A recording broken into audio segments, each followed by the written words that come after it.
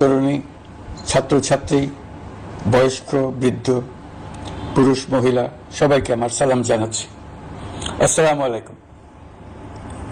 বক্তব্যের শুরুতে আমি গভীর শ্রদ্ধা জানাচ্ছি জুলাই আগস্ট মাসে ফ্যাসিবাদের বিরুদ্ধে ছাত্র শ্রমিক জনতার অভ্যুত্থানে নিহত সকল শহীদের প্রতি।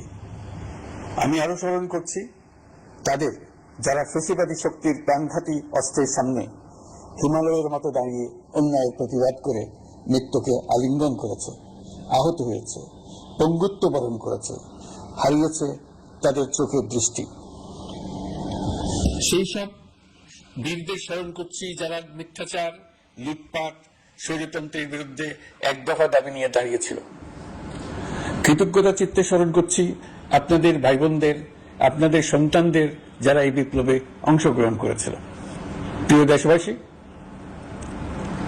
আমি আগেও জানিয়েছি, আবারও জানাচ্ছি, গণ অভ্যুত্থানে সকল শহীদের পরিবারকে পুনর্বাসন করা হবে। সকল আহত শিক্ষার্থী, শ্রমিক জনতার চিকিৎসার সম্পূর্ণ ব্যয় সরকার বহন করবে। আহতদের দীর্ঘমেয়াদী এবং ব্যয়বহুল চিকিৎসা এবং শহীদদের পরিবারের দেখাশোনার জন্য স্বাস্থ্য মন্ত্রণালয়ের নেতৃত্বে একটি পূর্ণাঙ্গ তালিকা প্রস্তুত করা হয়েছে। এখন এই নতুন তথ্য পাওয়ার ভিত্তিতে এই তালিকা হালনাগাদ করা হতে থাকবে। গণ অভ্যুত্থানে শহীদদের স্মৃতি ধরে রাখতে সরকার তার যাত্রা লগ্নে জুলাই গণহত্যা স্মৃতি ফাউন্ডেশন নামে একটি ফাউন্ডেশন প্রতিষ্ঠার উদ্যোগ নেয়। এখন সেই ফাউন্ডেশন তৈরি হয়েছে। সকল শহীদ পরিবার এবং আহতদের সর্বোত্তম চিকিৎসা সহ তাদের পরিবারের সম্পূর্ণ দায়িত্ব এই ফাউন্ডেশন গ্রহণ করছে। এই ফাউন্ডেশনে দান করার জন্য দেশের সকল মানুষ এবং বিদেশে অবস্থানরত বাংলাদেশিদের আমরা আহ্বান জানাচ্ছি। গত মাসে কুমিল্লা, নোয়াখালী, সিলেট অঞ্চলে আকস্মিক বন্যা এসব এলাকার মানুষকে হতভম্ব করে দিয়েছে। এখানে বেশিরভাগ এলাকায় কোনোদিন বন্যা হয়নি। যারা বন্যা মোকাবেলা করে অভ্যস্ত নয়। দেশপ্রেমিক সশস্ত্র বাহিনী তাৎক্ষণিকভাবে বন্যা আক্রান্ত সবাইকে রক্ষার জন্য এগিয়ে আসে। সেনা, নৌ এবং বিমান বাহিনী পরস্পরের সঙ্গে সমন্বয় করে একযোগে কাজে নেমে পড়ার ফলে মানুষের দুর্ভোগ কম হয়েছে। এর পরপরই এনজিও এবং সাধারণ মানুষ দেশের সকল অঞ্চল থেকে দলে দলে এগিয়ে এসছে। আমি বিশেষ করে দেশপ্রেমিক সেনাবাহিনীকে আবারও ধন্যবাদ জানাচ্ছি। দেশের সকল দুর্যোগকালে তারা সবসময় আন্তরিকভাবে এগিয়ে এসছে। বিশেষ করে বন্যা ও শান্তি শৃঙ্খলা রক্ষার কাজে তাদের সৈনিক এবং অফিসাররা দিনের পর দিন যেভাবে দায়িত্ব পালন করেছে তার কোনো তুলনা হয় না। জনজীবনে স্বস্তি ও আত্মবিশ্বাস প্রতিষ্ঠায় তাদের ভূমিকা অনন্য। বাংলাদেশ সশস্ত্র বাহিনীর সকল সদস্যকে আমি ধন্যবাদ জানাই তাদের সততা, ত্যাগ ও অসীম দেশপ্রেমের জন্য। দেশের স্বাধীনতা সংগ্রাম থেকে শুরু করে বন্যা, খরা, ঝড়, বৃষ্টি, ঘূর্ণিঝড়, সকল প্রাকৃতিক দুর্যোগে আপনারা সকলের শেষ ভরসার স্থান। দেশের প্রতিটি ক্রান্তি লগ্নে আপনারা দেশের মানুষের পাশে থেকেছেন। দেশের স্বাধীনতার পক্ষে, সার্বভৌমত্বের পক্ষে অবস্থান নিয়েছেন। দেশ গঠনে আপনারা সবার আগে এগিয়ে এসেছেন। বিগত জুলাই হতে শুরু হওয়া গণ অভ্যুত্থান, বন্যা, নিরাপত্তা প্রদান, অস্ত্র উদ্ধার সহ সকল কার্যক্রমে আপনারা সফলভাবে দিনরাত কাজ করে যাচ্ছেন। সরকার ও জনগণের পক্ষ থেকে আমি আপনাদের প্রতি কৃতজ্ঞতা জানাচ্ছি। বন্যা আমাদের জনজীবনে আরেকটি দিক উন্মোচন করল। দেশের সকল জায়গায় মানুষের সক্রিয় সহানুভূতির জোয়ার উঠেছিল অবিশ্বাস্য মাত্রায়। ব্যবসায়ী, অর্থবান ব্যক্তিরা যেমন তাদের অর্থ নিয়ে স্বতঃস্ফূর্তভাবে এগিয়ে এসেছিল, তেমনি দেশের বিভিন্ন প্রান্তের সাধারণ মানুষ, স্কুল, কলেজ, বিশ্ববিদ্যালয়ের ছেলেমেয়েরা জোয়ারের ঢলের মতো যার যার সামর্থ্য নিয়ে এগিয়ে এসছে। অনেকেই ছুটে গেছে বন্যার্তদের সহযোগিতা করার জন্য। এনজিওরা বিভিন্ন জায়গা থেকে ছুটে গেছে তাদের সহায়তা নিয়ে। তাদের কাজে অনুপ্রাণিত হয়ে আমি এনজিও নেতাদের সঙ্গে বৈঠক করেছি কিভাবে সরকার তাদের কাজের সঙ্গে সরকারের উদ্যোগকে সমন্বিত করতে পারে সেটার কাঠামো তৈরি করে দেওয়ার জন্য। বন্যা এখন চলে গেছে, কিন্তু পুনর্বাসনের কঠিন কাজ আমাদের সামনে রয়ে গেছে। সকলের সহযোগিতায় আমরা পুনর্বাসনের কাজটি সফলভাবে সমাধান করতে চাই। আইন শৃঙ্খলা পরিস্থিতির উন্নতির জন্য আমরা দিনরাত পরিশ্রম করে যাচ্ছি। যে সমস্ত ভাই বোনেরা তাদের গত 16 বছরের বেদনা জানিয়ে তার প্রতিকার পাওয়ার জন্য আমার অফিস এবং সচিবালয়ের অফিস সমূহের সামনে প্রতিদিন ঘেরাও কর্মসূচি দিয়ে আমাদের কাজকর্ম ব্যাহত করছিলেন, তারা আমার আহ্বানে সাড়া দিয়ে ঘেরাও কর্মসূচির থেকে বিরত হয়েছেন বটে, তবে অন্যত্র আবার তারা তাদের কর্মসূচি দিয়ে যাতায়াতে ব্যাঘাত সৃষ্টি করছেন। আমি কথা দিচ্ছি, আপনাদের ন্যায্য আবেদনের কথা আমরা ভুলে যাব না। আমরা সকল অন্যায়ের প্রতিকারের জন্য প্রতিশ্রুতিবদ্ধ। আমরা আমাদের দায়িত্বকালে যথাসম্ভব সব সমস্যার সমাধানের চেষ্টা করব। আমি আবারও অনুরোধ করছি, আপনারা যাতায়াতে ব্যাঘাত সৃষ্টি থেকে বিরত থাকুন। জাতি আপনাদের প্রতি কৃতজ্ঞ থাকবে। তৈরি পোশাক, ওষুধ শিল্প, এইসব এলাকায় শ্রমিক ভাই বোনেরা তাদের অভিযোগ জানানোর জন্য ক্রমাগতভাবে এই শিল্পের কার্যক্রম পরিচালনা বন্ধ রাখতে বাধ্য করছেন। এটা আমাদের অর্থনীতিতে যে নেতিবাচক প্রভাব ফেলবে সেটা মোটেই কাম্য নয়। এমনিতেই ছাত্র শ্রমিক জনতার বিপ্লবের পর যে অর্থনীতি আমরা পেয়েছি সেটা নিয়ম নীতিবিহীন, দ্রুত ক্ষীয়মান একটা অর্থনীতি। প্রাতিষ্ঠানিক কাঠামো প্রায় ধ্বংসপ্রাপ্ত। বৈদেশিক মুদ্রার রিজার্ভ তলানিতে গিয়ে ঠেকেছে। আমরা এই অর্থনীতিতে প্রাণ সঞ্চারের চেষ্টা করছি, আমাদের উদ্যোগে সাড়াও পাচ্ছি। ঠিক এই সময়ে আমাদের শিল্প কারখানাগুলো বন্ধ হয়ে যাক, অকার্যকর হয়ে যাক, এটা আমাদের অর্থনীতিতে বিরাট আঘাত করবে। সেটা কিছুতেই আমাদের কাম্য হতে পারে না। শ্রমিক ভাই বোনদের অনেক দুঃখ আছে, কিন্তু সেই দুঃখ প্রকাশ করতে গিয়ে আপনাদের মূল জীবিকা বন্ধ হওয়ার উপক্রম হলে সেটা ঠিক হবে না। দেশের অর্থনীতি ধ্বংসপ্রাপ্ত হলে সেটা ঠিক হবে না। শ্রমিক মালিক উভয়ের পক্ষে আলোচনা করে এইসব সমস্যার সমাধান আমরা অবশ্যই বের করব। আপনারা কারখানা খোলা রাখুন, অর্থনীতির চাকা সচল রাখুন, দেশের অর্থনীতিকে সোজা হয়ে দাঁড়াতে দিন। আমরা আপনাদের সমস্যার স্থায়ী সমাধান বের করার জন্য সর্বশক্তি প্রয়োগ করব। মালিক পক্ষের কাছে আমাদের আবেদন, আপনারা শ্রমিকদের সঙ্গে বোঝাপড়া করুন, কারখানা সচল রাখুন, অর্থনীতির দুর্বল স্বাস্থ্যকে সবল করে তুলুন। ওষুধ শিল্প এবং তৈরি পোশাক শিল্প দেশের গৌরব।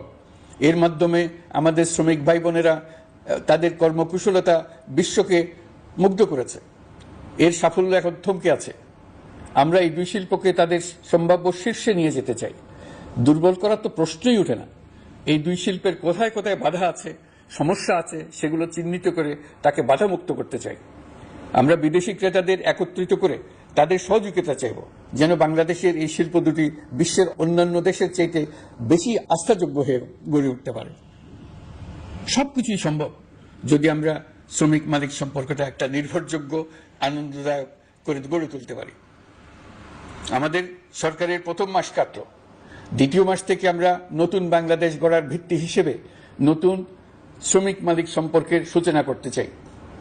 এটা দেশের সবার কাম্য। দেশের নতুন প্রজন্ম নির্ভয়ে যেন তাদের ভবিষ্যৎ নিয়ে এগিয়ে যেতে পারে, আমরা সেই লক্ষ্যে কাজ করছি। আমাদের দায়িত্ব অনেক। ন্যায়ভিত্তিক একটা সমাজ গড়ে তোলার জন্য একসাথে অনেকগুলো কাজ আমাদের হাত দিতে হবে।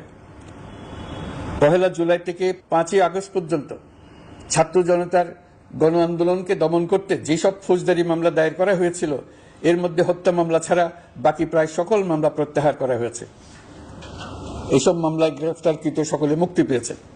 দায়িত্ব গ্রহণের শুরুতেই অন্তর্বর্তীকালীন সরকার বিচার বিভাগের বড় সংস্কারের কাজে হাত দিয়েছে। যোগ্যতম ব্যক্তিকে প্রধান বিচারপতি নিয়োগ দেওয়াতে মানুষের মনে নতুন আশার সঞ্চার হয়েছে। আপিল বিভাগের বিচারপতি নিয়োগ, অ্যাটর্নি জেনারেল নিয়োগ এবং অন্যান্য নিয়োগগুলি অতি গুরুত্বপূর্ণ নিয়োগ, যেগুলো সবকটাই সম্পন্ন হয়েছে। সন্ত্রাস দমন আইন ও ডিজিটাল সাইবার নিরাপত্তা আইনে দায়েরকৃত মিথ্যা হয়রানিমূলক মামলাগুলো প্রত্যাহার করা হচ্ছে। সাইবার নিরাপত্তা আইন সহ বাংলাদেশে বিদ্যমান সকল কালো আইনের তালিকা করা হয়েছে। অতি সত্বর এই সকল কালো আইন বাতিল ও প্রযোজ্য ক্ষেত্রে সংশোধন করা হবে। সাংবাদিক সাগর রুনি হত্যাকাণ্ড সহ বহুল আলোচিত 5টি হত্যাকাণ্ডের তদন্ত ও বিচার অগ্রাধিকার ভিত্তিতে ও দ্রুততম সময়ে নিষ্পত্তির জন্য সহায়তা প্রদান করা হচ্ছে। সম্প্রতি আমরা বলপূর্বক গুম থেকে সকল ব্যক্তি সুরক্ষার জন্য আন্তর্জাতিক কনভেনশনের সনদে স্বাক্ষর করেছি। ফলে স্বৈরাচার দ্বারা প্রতিষ্ঠিত গুম সংস্কৃতির সমাপ্তি ঘটানোর জন্য আন্তর্জাতিকভাবে আমরা প্রতিজ্ঞাবদ্ধ হলাম। এছাড়া আমরা ফ্যাসিবাদ শাসনের 15 বছরে গুমের প্রতিটি ঘটনা তদন্ত করার জন্য পৃথক একটা কমিশন গঠন করছি। যেসব পরিবার তাদের নিখোঁজ পিতা, স্বামী, পুত্র এবং ভাইদের পাওয়ার জন্য বছরের পর বছর যন্ত্রণার সাথে অপেক্ষা করছেন, আমরা আপনাদের বেদনায় সমবেথী। আয়নাঘরগুলো বন্ধ করে দেওয়া হয়েছে এবং সেই সাথে বের হয়ে আসছে ফ্যাসিস্ট হাসিনা সরকারের গভীর শিকার ভাই বোনদের কষ্ট ও যন্ত্রণা গাথা। আমাদের তরুণ প্রজন্মের ভবিষ্যৎ যেন উজ্জ্বল হয়, সেটা নিশ্চিত করতে শিক্ষা ব্যবস্থার দিকে আমাদের পূর্ণ নজর রয়েছে। ইতিমধ্যে প্রথম শ্রেণী থেকে দ্বাদশ শ্রেণী পর্যন্ত বর্তমানের ত্রুটিপূর্ণ শিক্ষাক্রম পরিবর্তন করা হয়েছে। বই সংশোধন ও পরিমার্জনের কাজ শেষ পর্যায়ে আছে। এই সংস্কারের কাজ অব্যাহত থাকবে। বিশ্ববিদ্যালয় সমূহের উচ্চ প্রশাসনিক পদগুলো পূরণ করে শিক্ষা কার্যক্রম স্বাভাবিক করার কাজ দ্রুত গতিতে এগিয়ে চলেছে। বেসরকারি শিক্ষা প্রতিষ্ঠানগুলোর পরিচালনা বোর্ডে দখলদারিত্বের রাজনীতি বন্ধ করার ব্যবস্থাও নেওয়া হয়েছে। আপনারা নিশ্চয় লক্ষ্য করেছেন, আমাদের প্রথম মাসে দেশের প্রায় সকল বিশ্ববিদ্যালয়ের উপাচার্য এবং উপাচার্য মহোদয়গণ পদত্যাগ করেছেন। উচ্চশিক্ষার ক্ষেত্রে এটা বিরাট শূন্যতার সৃষ্টি করেছে। প্রথম মাসে আমরা ক্রমাগতভাবে প্রতিটি বিশ্ববিদ্যালয়ে সবার কাছে গ্রহণযোগ্য এমন উপাচার্য এবং উপাচার্য নিয়োগ দেওয়ার কাজ শুরু করেছে। এর ফলে সকল সরকারি এবং বেসরকারি বিশ্ববিদ্যালয়গুলোতে নতুন উদ্যমে কাজ শুরু করার পরিবেশ সৃষ্টি হয়েছে। সংবাদ মাধ্যম ও মত প্রকাশের পূর্ণ স্বাধীনতা ইতিমধ্যে নিশ্চিত করা হয়েছে। আমরা সবাইকে বলে দিয়েছি, আপনারা মন খুলে আমাদের সমালোচনা করুন, আমরা সবার মতামতের প্রতি শ্রদ্ধাশীল।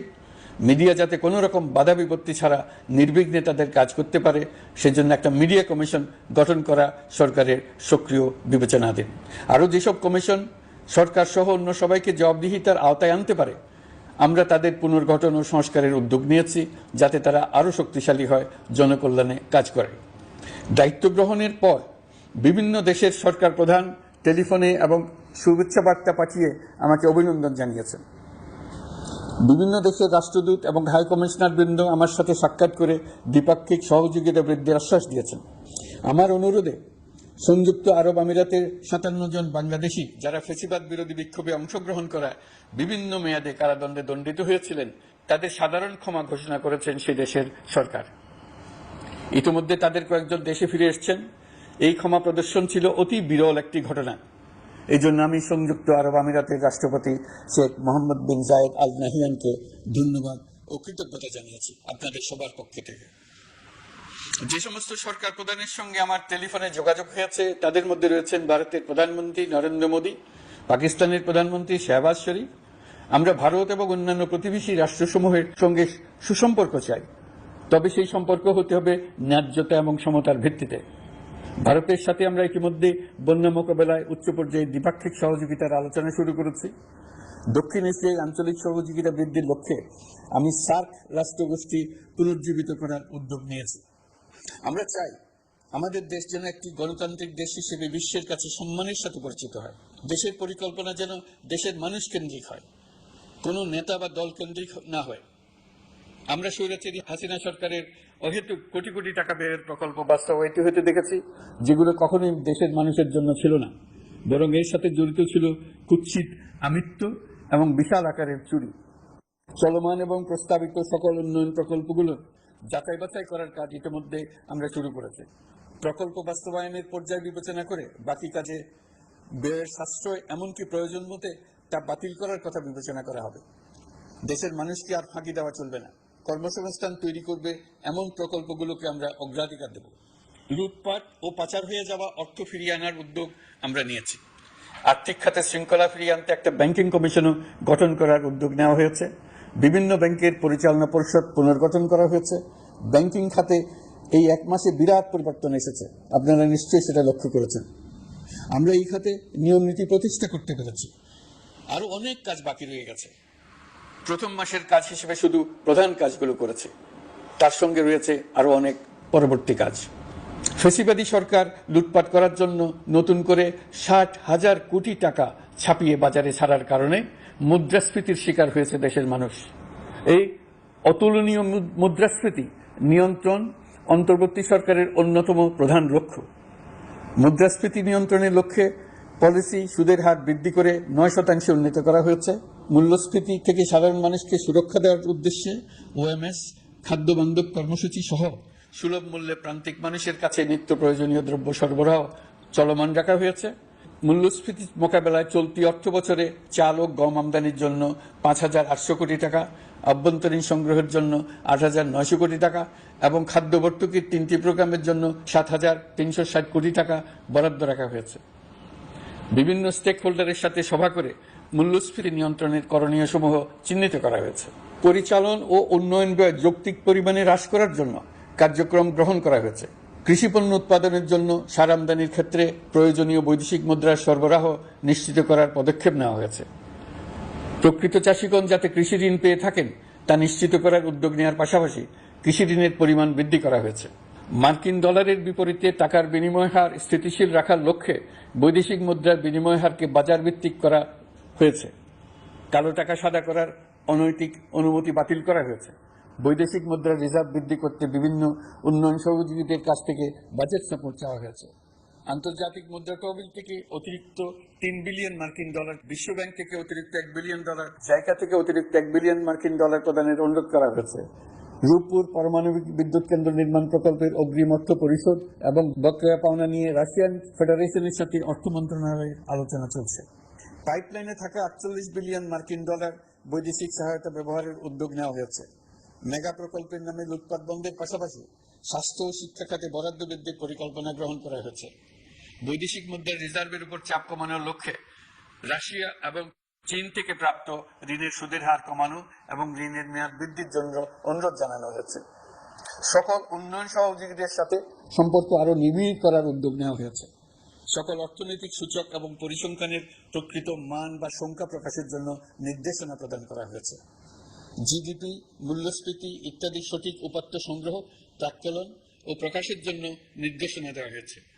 জাতীয় রাজস্ব বোর্ড এবং অর্থ বিভাগের রাজস্ব আয় সম্পর্কিত উপাত্তের মধ্যে পার্থক্য নিরসনে উদ্যোগ নেওয়া হয়েছে। প্রকৃত রপ্তানি আয় নিরূপণ এবং প্রকাশের নির্দেশনা দেওয়া হয়েছে। জাতীয় রাজস্ব বোর্ডের অটোমাইজেশনের লক্ষ্যে পরিকল্পনা গ্রহণ করা হয়েছে। পুঁজিবাজারকে স্বাভাবিক ধারায় ফিরিয়ে আনতে সিকিউরিটি এক্সচেঞ্জ কমিশন পুনর্গঠন করা হয়েছে। নিত্য প্রয়োজনীয় পণ্য সামগ্রীর সরবরাহ স্বাভাবিক রাখার নিমিত্তে ব্যবসায়ী, শিল্প মালিক ও ব্যবসায়ী সংগঠনের সাথে সভা করা হচ্ছে এবং তাদের মতামতের ভিত্তিতে বিভিন্ন ব্যবস্থা গ্রহণ করা হচ্ছে। বিদ্যমান মজুদ ও ঘাটতি মূল্যায়ন করে ভবিষ্যৎ চাহিদা পর্যালোচনা করে স্থানীয় উৎপাদন বৃদ্ধির পাশাপাশি আমদানি পর্যায়ে বিভিন্ন জটিলতা দূরীকরণ, বন্দর ও বড় মোকাম সহ পরিবহন ব্যবস্থার বিভিন্ন সমস্যা সমাধানে সংশ্লিষ্ট সকল মন্ত্রণালয়, দপ্তর, বিভাগকে প্রয়োজনীয় নির্দেশ দেওয়া হয়েছে। এই জন্য তেল, চিনি, ডিম ও মাংস উৎপাদনকারী বৃহৎ প্রতিষ্ঠানসমূহের সাথে সভা ও মত বিনিময় করা হচ্ছে। নিত্য প্রয়োজনীয় কিছু দ্রব্যাদি যেমন পেঁয়াজ, আলু এসবের দাম আরও কমানোর জন্য বিদ্যমান শুল্ক হার হ্রাসের বিষয়ে এনবিআরকে প্রয়োজনীয় নির্দেশনা দেওয়া হয়েছে। ইতোমধ্যে এনবিআর পেঁয়াজ, আলু ও কতিপয় কীটনাশকের ক্ষেত্রে আমদানি শুল্ক হ্রাস এবং ক্ষেত্র বিশেষে রেগুলেটরি শুল্ক প্রত্যাহার করে এসআরও জারি করেছে। নিম্ন আয়ের ১ কোটি পরিবারকে টিসিবির মাধ্যমে হ্রাসকৃত মূল্যে কিছু পণ্য যেমন পরিবার প্রতি চাল মাসে ৫ কেজি, সয়াবিন তেল মাসে ২ কেজি, মসুর ডাল মাসে ২ কেজি দেওয়া হচ্ছে। এটি সামনের দিনগুলোতে অব্যাহত রাখা হবে। সরকার দায়িত্ব গ্রহণের পর জনপ্রত্যাশা অনুযায়ী বিদ্যুৎ, জ্বালানি ও খনিজ সম্পদ মন্ত্রণালয় হতে বিদ্যুৎ ও জ্বালানির দ্রুত সরবরাহ বৃদ্ধি আইনের অধীনে চলমান সকল প্রকার নেগোসিয়েশন, প্রকল্প বাছাই এবং ক্রয় প্রক্রিয়াকরণ কার্যক্রম আপাতত স্থগিত করা হয়েছে। গত ১.৫ দশকে এই আইন ব্যবহার করে লক্ষ কোটি টাকা লুটপাট হয়েছে। বিদ্যুৎ, জ্বালানি ও খনিজ সম্পদ মন্ত্রণালয়ের আওতাধীন কোম্পানি সমূহে অধিকতর স্বচ্ছতা ও জবাবদিহিতা আনার লক্ষ্যে কোম্পানি সমূহের পরিচালনা পর্ষদ পুনর্গঠন করা হয়েছে। প্রকৌশল, ভূতত্ত্ব এবং খনিজ হিসাব বিষয়ে অধ্যয়ন করেছে এমন ছাত্র প্রতিনিধি অন্তর্ভুক্ত করার জন্য উদ্যোগ গ্রহণ করা হয়েছে। এই খাতে অধিকতর সক্ষমতা, গতিশীলতা এবং জবাবদিহিতা নিশ্চিত করার লক্ষ্যে বিশেষজ্ঞগণের সমন্বয়ে একটি কমিটি গঠন করা হয়েছে।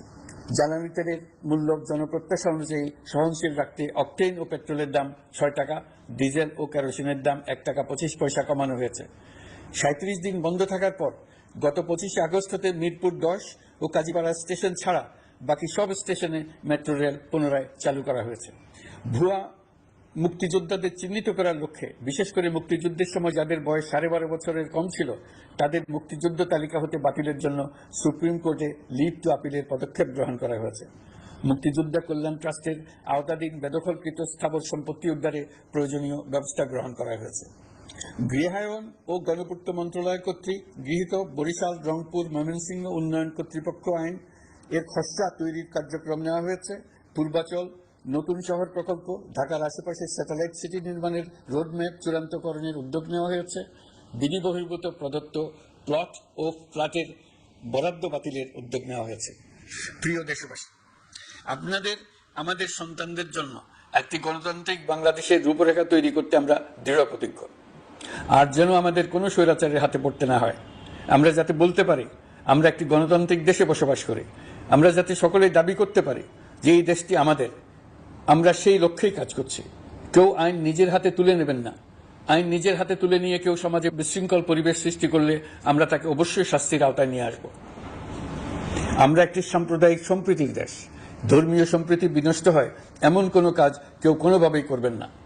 অতীতে শুধুমাত্র আওয়ামী মতাদর্শী না হওয়ার কারণে 28তম থেকে 42তম বিসিএস পর্যন্ত বিপিএসসি কর্তৃক সুপারিশকৃত অনেক প্রার্থী নিয়োগ বঞ্চিত হয়েছেন। 8ই আগস্ট পরবর্তী সময়ে এর মধ্যে এদের 259 জনকে নিয়োগ দেওয়া হয়েছে। মাঠ প্রশাসনকে জনবান্ধব এবং দুর্নীতিমুক্ত জবাবদিহিমূলকভাবে গড়ে তোলার জন্য সব ধরনের উদ্যোগ নেওয়া হয়েছে। সরকারি কর্মচারীদের বাধ্যতামূলকভাবে সম্পদ বিবরণী দাখিলের নির্দেশ দেওয়া হয়েছে এবং এটা প্রতি বছর তাদেরকে করতে হবে। ধ্বংস হয়ে পড়া একটা জনপ্রশাসনকে নিয়ে যাত্রা শুরু করেছে।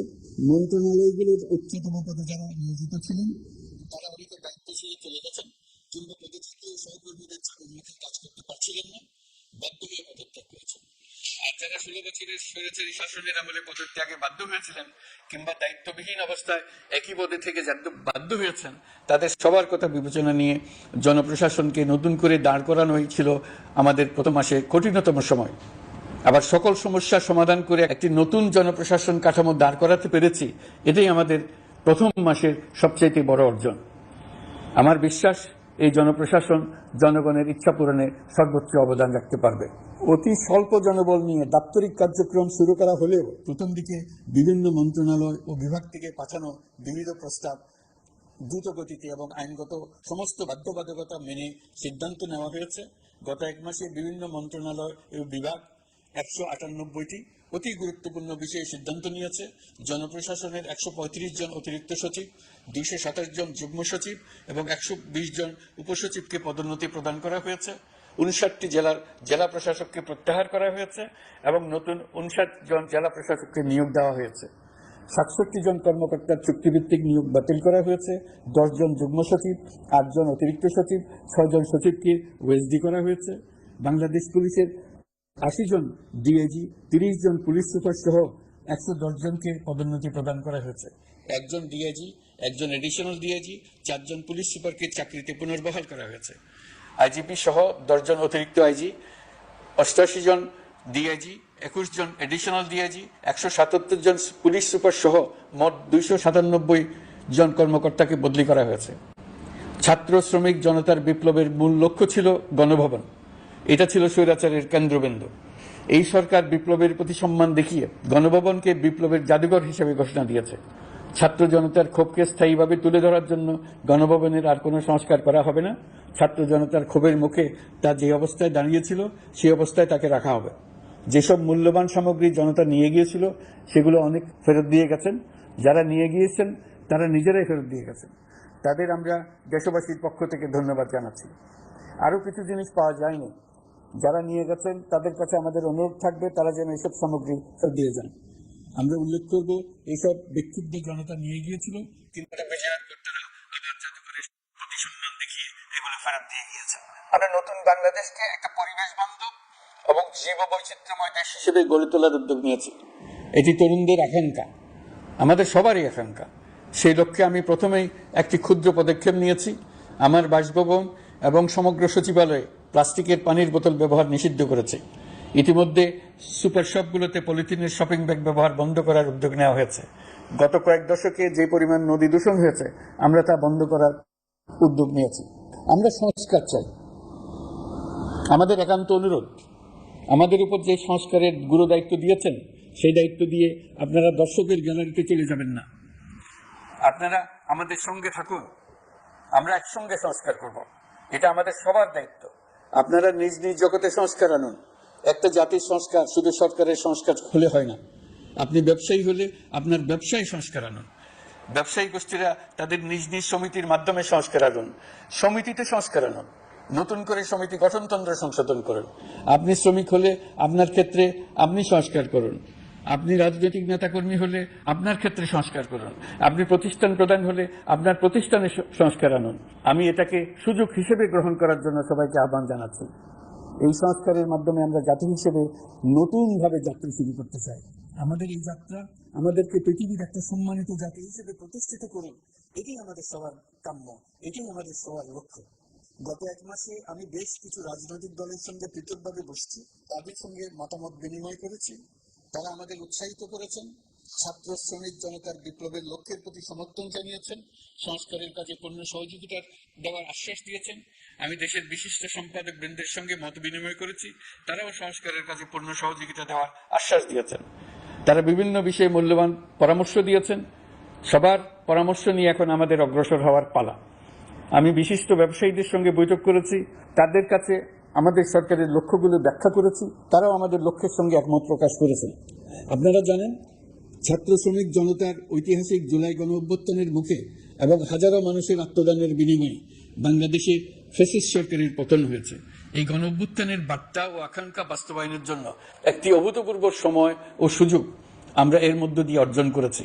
এর বাস্তবায়ন তথা বাংলাদেশের ফ্যাসিজম বা স্বৈরতান্ত্রিক শাসন পুনরাবৃত্তির আশঙ্কা রোধ এবং জনমালিকানা ভিত্তিক কল্যাণমুখী জনস্বার্থে নিবেদিত একটি রাষ্ট্র ব্যবস্থা প্রবর্তনের লক্ষ্যে কিছু জাতীয় ভিত্তিক সংস্কার সম্পন্ন করা জরুরি হয়ে পড়েছে। উক্ত সংস্কার ভাবনার অন্যতম কেন্দ্রবিন্দু হচ্ছে সুষ্ঠু নির্বাচন ব্যবস্থা, সুশাসন প্রতিষ্ঠা করা।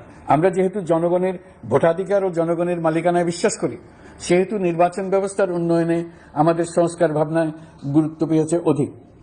আমরা মনে করি নির্বাচনের নামে সংখ্যাগরিষ্ঠতার একাধিপত্য ও দুঃশাসন মানুষের উপর চাপিয়ে দেওয়া বা এর মাধ্যমে এক ব্যক্তি বা এক পরিবার বা কোনো গোষ্ঠীর কাছে সকল ক্ষমতা কক্ষীভূত করে রাখার কোনো ক্রমেই গ্রহণযোগ্য নয়।